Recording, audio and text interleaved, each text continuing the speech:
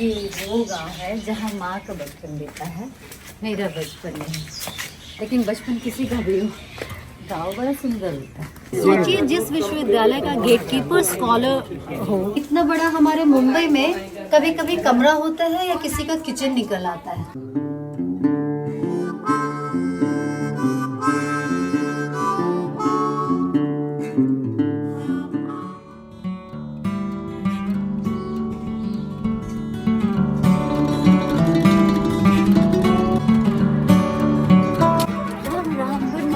सुबह 4 बजे से जगी हुई हूँ। ठंड इतनी थी कि कोई बाहर नहीं निकलने दिया, और आज हम सुबह 7 बजे नहीं 6 बजे निकल रहे हैं अभी गाँव घूमने के लिए।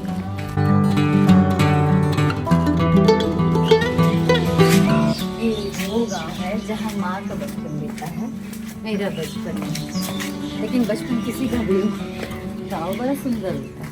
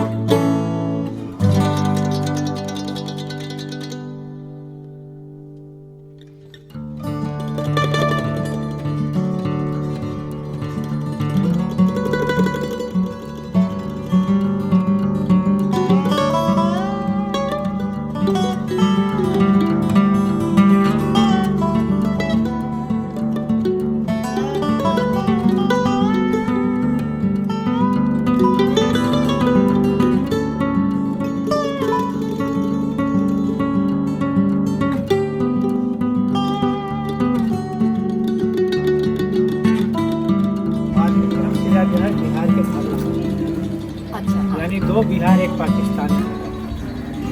ये नालंदा सब एशिया का विश्वविद्यालय आप हाँ, बता रहे हैं ना, एक पाकिस्तान में हो गया और 2 भारत में हो गया, हाँ। और भारत में भी बिहार में।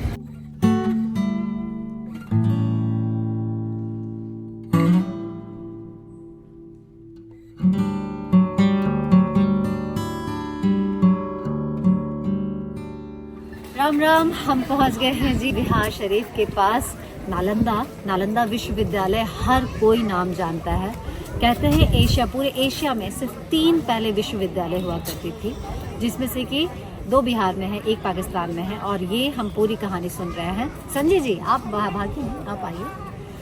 तो संजय जी हमारे गाइड हैं, और ये बड़े इंटरेस्टिंग तरीके से बता रहे हैं कि आखिर नालंदा विश्वविद्यालय में एलिजिबिलिटी क्या थी, यहाँ पे लोग एंट्रेंस कैसे पाते थे। तो आपने बताया था कुछ कि ये गेट कीपर के टेस्ट में हाँ, जो छात्र पास होता था, हाँ, उसका यहाँ फ्री रहने सहने पढ़ने का इंतजाम होता था, जिसको स्कॉलरशिप आप कह हाँ, सकते हैं। स्कॉलरशिप। हाँ, अगर आप एक अच्छे गेट कीपर बन सकते हैं तो आप यहाँ पर एंट्री पा सकते हैं पढ़ाई के लिए। ये बड़ा ही इंटरेस्टिंग है ना। हम जिस चीज़ को छोटा समझते हैं, समझ लीजिए वो कितना बड़ा क्वालिटी है, क्वालिफिकेशन वो है।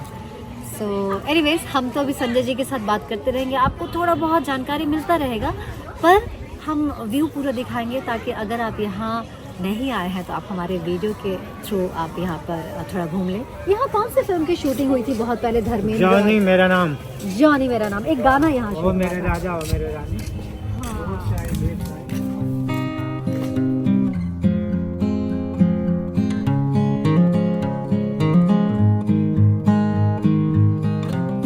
ये सब अभी भी वही है या इसमें कुछ? हाँ, रिपेयर वर्क चलता है ना दीदी। ओके। जो भी पार्ट डैमेज होता है ना, हाँ, उसको रिपेयर। आर्कोलॉजी इसको रीमेंटेन करती है। ये नहीं समझेंगे कि सब पूरा। ये अधूरा कमरा है ना दीदी, इसके ऊपर की दीवारें छतें टूट गई है। छत से नीचे के तल को गुप्त राजों ने तैयार किया था।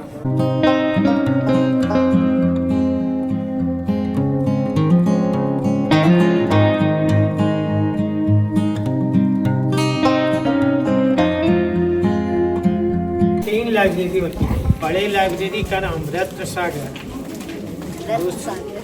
दूसरा लाइब्रेरी रत्न दधे, रत्न दधे, और तीसरा रत्न रंजक। रत्न रंजक।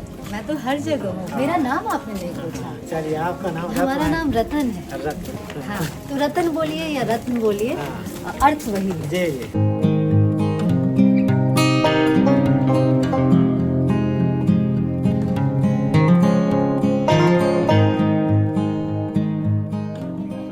वहाँ उस समय प्रोफेसर प्रिंसिपल में क्या कैसे? विश्वविद्यालय। बहुत कमाल की बात बोली है संजय जी ने कि सोचिए जिस विश्वविद्यालय का गेटकीपर स्कॉलर हो, उसके प्रोफेसर और टीचर में क्या क्वालिटी होगी। तो हम अभी गेटकीपर की कहानी सुन रहे हैं कि जो गेटकीपर के टेस्ट में पास होते थे वो तो 10% होते थे, 10% अंदर आते थे, 90% गेट से ही वापसी हो जाती थी। तो वो गेटकीपर कैसे होंगे, ये सोचकर ऐसे करंट आ रहा है दिमाग में कि हाँ। फिर विश्वविद्यालय को जो है ना 1200 ईस्वी में बख्तियार खिलजी ने नष्ट किया। बख्तियार खिलजी जो है ना, यहाँ का म्यूजिकल डिपार्टमेंट।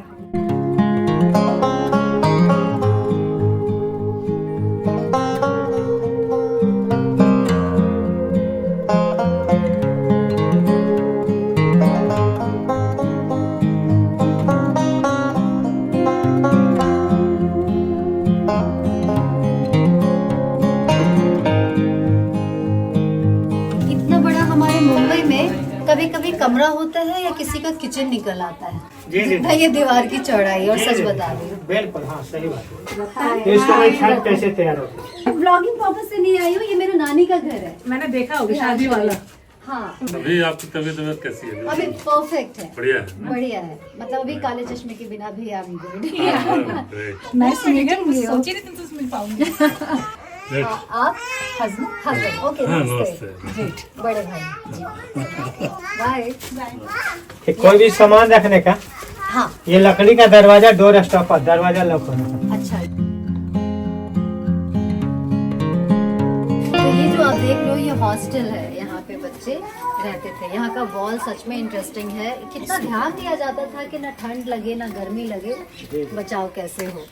हाँ, तो फिर ये कहानी बड़ी मज़ेदार है यार। पूरा हम आपको कन्वे नहीं कर सकते क्योंकि हम 40 मिनट यहाँ घूमेंगे तो वीडियो इतना बड़ा नहीं हो सकता। लेकिन अगर आप यहाँ आए तो यहाँ गाइड का साथ में होना बहुत आपको इंटरेस्टिंग और बहुत इतिहास में लेकर जाएगा। इसलिए हमने संजय जी से बात किया और हमको वो कहानी सुना रहे हैं। हम थोड़ा बहुत आपको सुनाएंगे। फिर बताइए संजय जी, फिर क्या हुआ? विश्वविद्यालय जो था ना, पूरे संसार में बुद्ध धर्म के प्रचार प्रसार का केंद्र।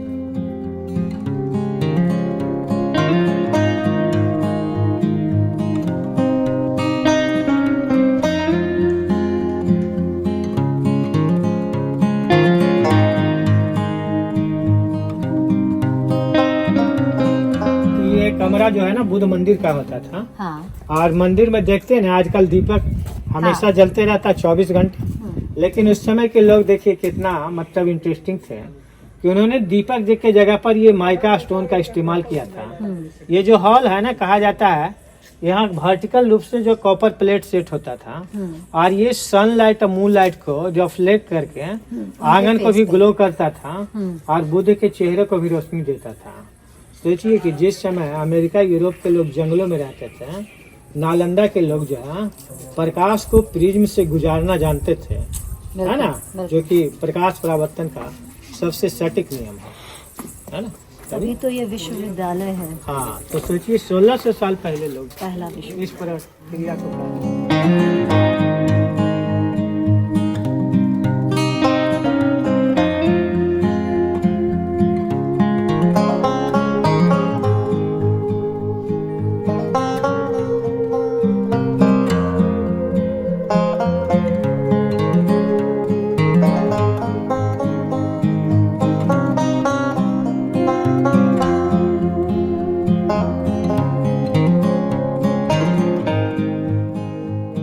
ये जो जगह है, जो यहाँ के टीचर्स थे, जिनकी कोई फैमिली नहीं होती थी, जो भिक्षुक होते थे, तो उनकी समाधि स्थल है, जिसको पाली में स्तूप कहते हैं। सबसे यहाँ पे कितने स्तूपास हैं?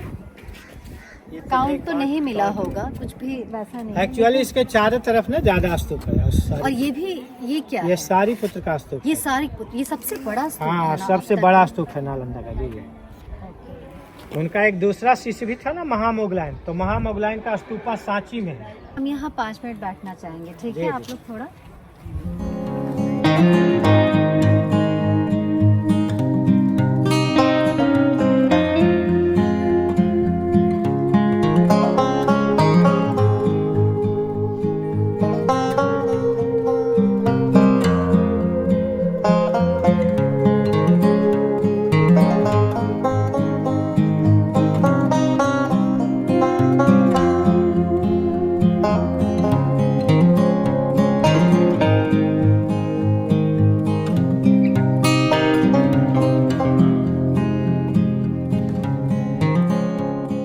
जी, नालंदा विश्वविद्यालय का रसोई, और रसोई के चारों तरफ कमरे हैं, 36 कमरे हैं।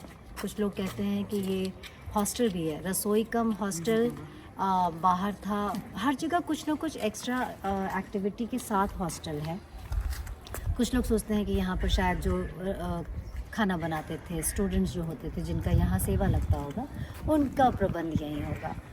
तो अब ये इतिहास है, हर तरीके का गैस वर्क चलता है, लेकिन जो यहाँ पर प्रबंध है, जो चूल्हा और ये देखकर लगता है कि भाई साहब भारतीय कितना ज़्यादा तरक्की कर चुके थे उसी टाइम पे। और कहानी सुन लेते हैं, बड़ा मज़ा आ रहा है कहानी सुनने में। एक होता है इतिहास पढ़ना, एक होता है इतिहास किसी ने पढ़ा है और वो आपको कहानी के रूप में सुना रहा है। तो अभी हम वही कर रहे हैं। तो संजय जी,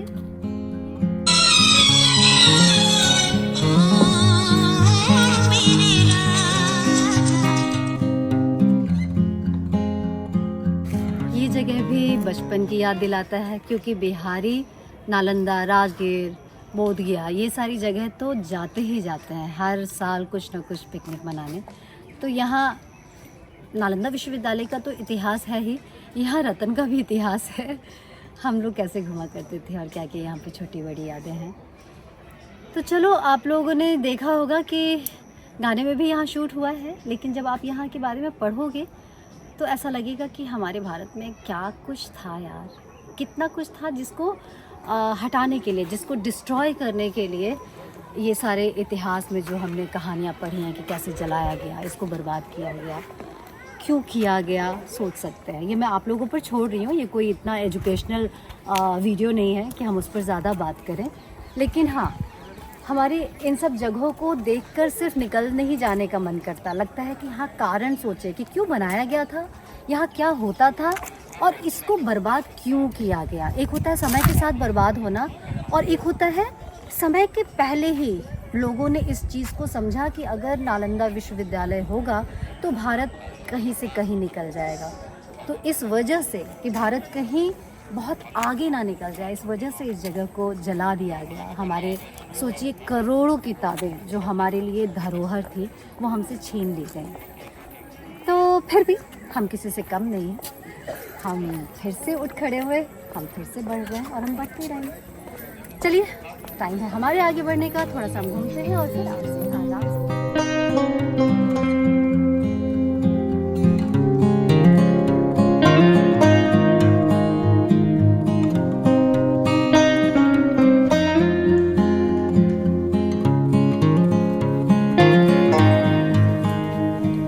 आज बिहार में क्या है ये तो मैं बहुत ज़्यादा आपको नहीं बता सकती, पर बिहार में क्या क्या था ये ज़रूर मैं चाहती हूँ कि आप लोगों को पता चले। बिहार में बहुत कुछ था।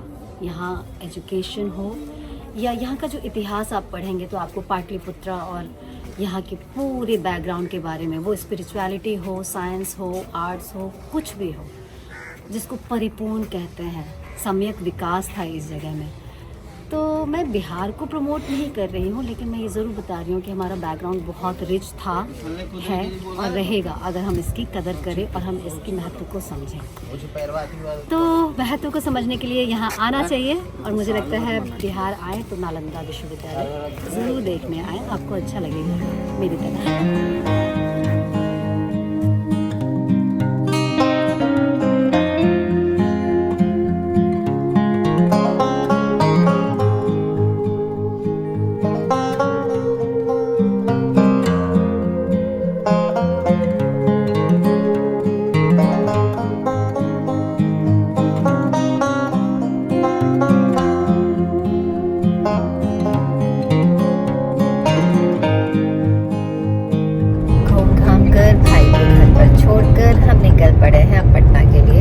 जाने का भी टाइम हो गया है, इसलिए आज मैं यहाँ रुकी भी नहीं गाँव में। लगा कि बस एक दिन और रुकना है तो माँ के पास रुक लो।